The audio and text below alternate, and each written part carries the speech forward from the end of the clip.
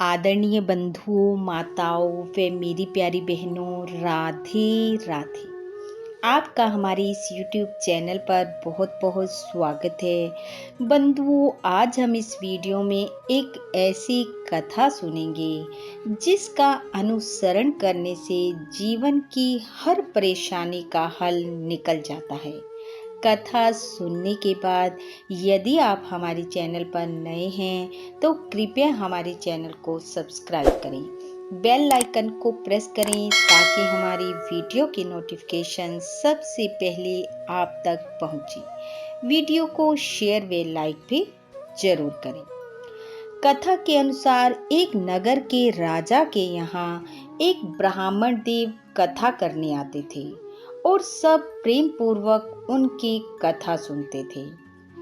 जब कथा समाप्त होती तो ब्राह्मण देव बोलते, हरि मिले तो बंधन छूटे। ब्राह्मण देव की कथा वहीं पर सोने के पिंजरे में टंगा एक तोता भी सुनता।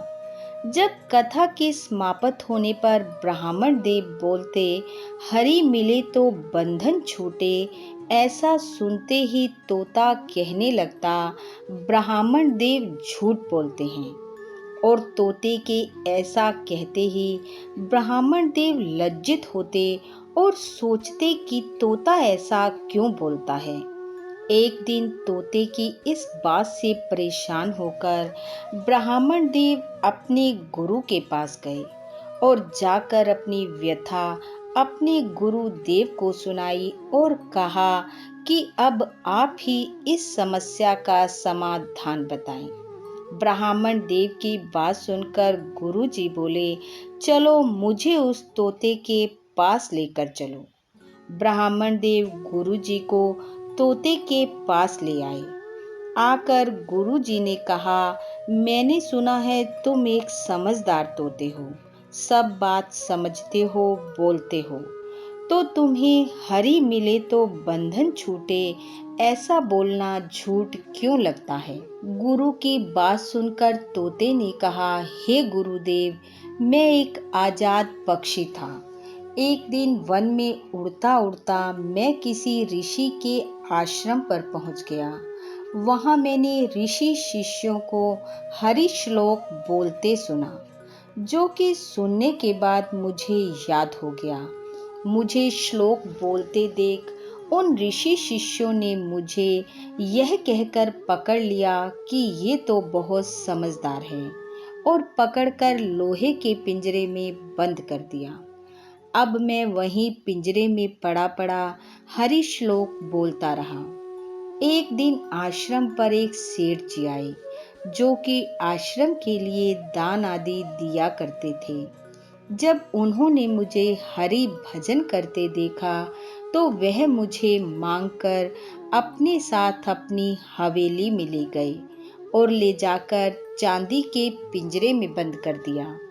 कुछ दिनों बाद नगर के राजा ने एक आयोजन किया, जहां सेठ जी मुझे उपहार स्वरूप राजा को यह कहकर दे आए कि यह एक बहुत ही समझदार तोता है।